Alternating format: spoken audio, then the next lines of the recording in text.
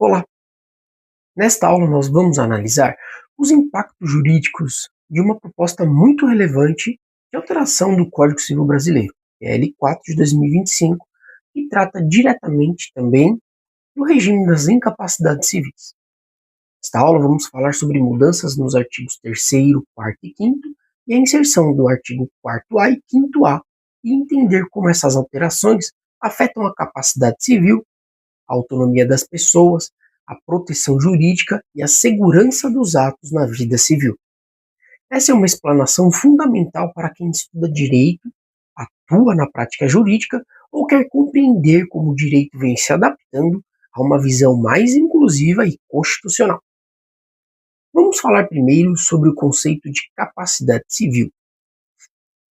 Hoje, nós temos a capacidade de direito, que todos possuem desde o nascimento com vida, e a capacidade de fato, ou de exercício, que é a aptidão para exercer pessoalmente os atos da vida civil.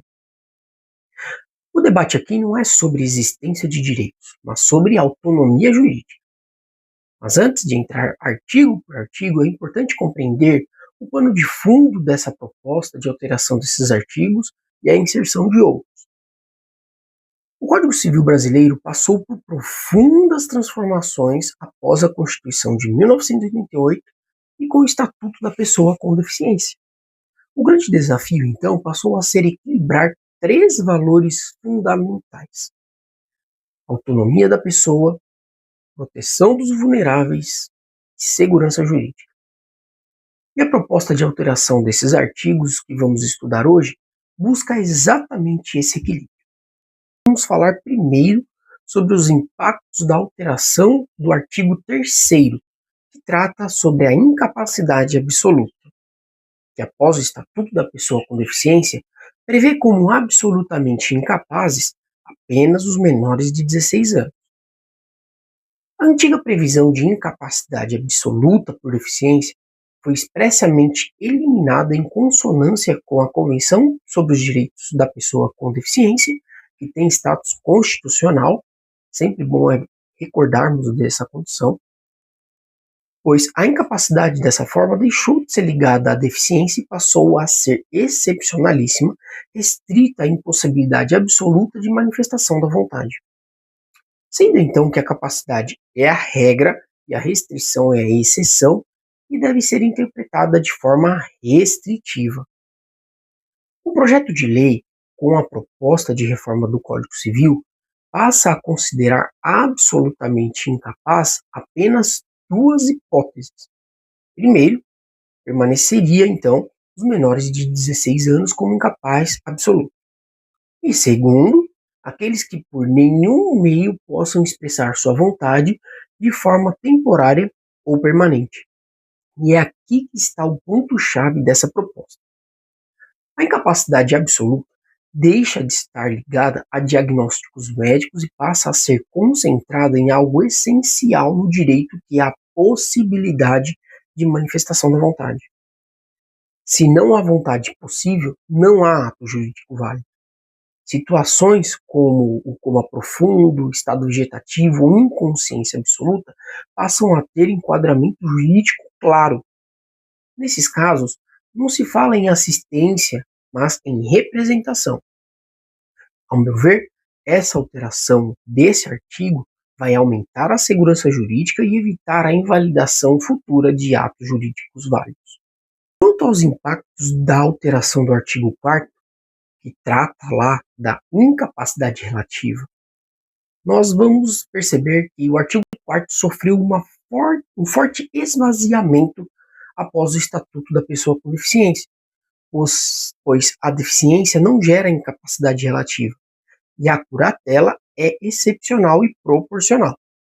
A capacidade deve ser aferida pela aptidão concreta para o ato, não por rótulos médicos, e a proposta avança ao dissociar incapacidade de deficiência, alinhando-se à teoria funcional da capacidade, ou seja, o artigo 4º sofre uma mudança conceitual muito profunda.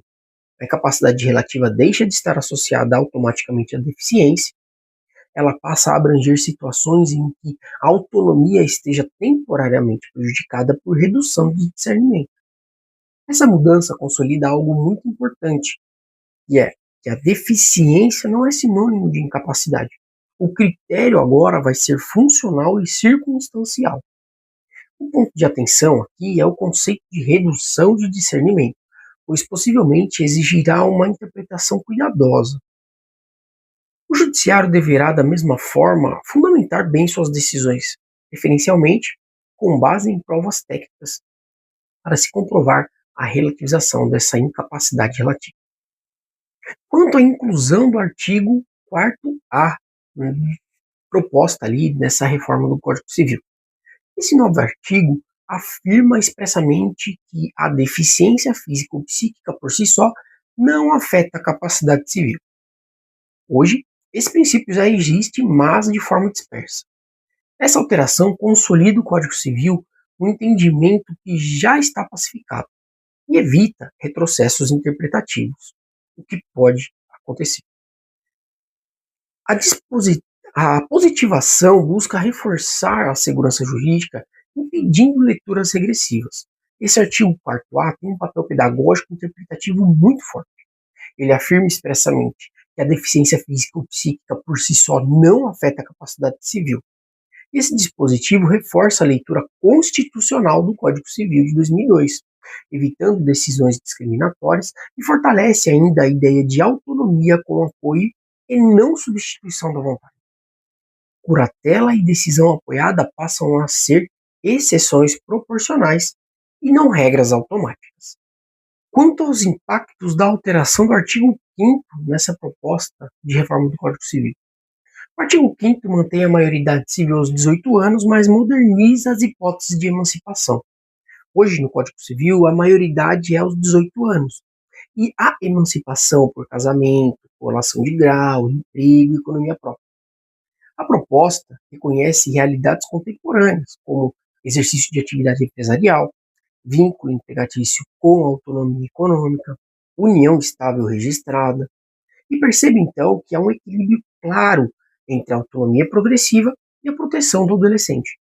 A emancipação continua sendo possível, mas não automática e nem descontrolada. O que se busca aqui nessa situação é harmonizar o texto legal com aquilo que nós já temos vivido dentro da nossa realidade social.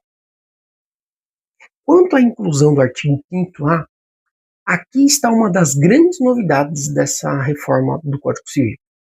Um ponto muito relevante da proposta é esse artigo, pois ele deixa claro que a emancipação pode ser desconstituída pelas mesmas causas que invalidam os negócios jurídicos em geral. Isso fecha uma lacuna histórica e impede emancipações simuladas, fraudulentas ou com vícios, além de reforçar a boa-fé tanto para proteger o emancipado quanto proteção de terceiros. De forma geral, essas propostas estudadas hoje, elas apresentam impactos majoritariamente positivos no ordenamento jurídico. Elas aumentam a segurança jurídica, aprimora a coerência do sistema e consolida a separação definitiva entre deficiência e incapacidade. Ao mesmo tempo, exige responsabilidade interpretativa do judiciário e, lógico, dos operadores do direito. Em conclusão, esses artigos estudados aqui hoje representam um avanço técnico importante do direito civil brasileiro. Essas alterações e inserções analisadas nesse vídeo de forma alguma configuram retrocessos e não violam os direitos fundamentais e, na minha opinião, está plenamente alinhada à Constituição Federal e à Convenção sobre os Direitos da Pessoa com Deficiência. Trata-se, então, de um modelo que protege sem excluir, inclui sem abandonar a segurança jurídica e reconhece a autonomia como regra. Muito obrigado por acompanhar esta aula. Espero que você possa acompanhar os próximos vídeos. E os próximos vídeos nós vamos tratar sobre os artigos 6º e 8º da proposta de reforma do Código Civil.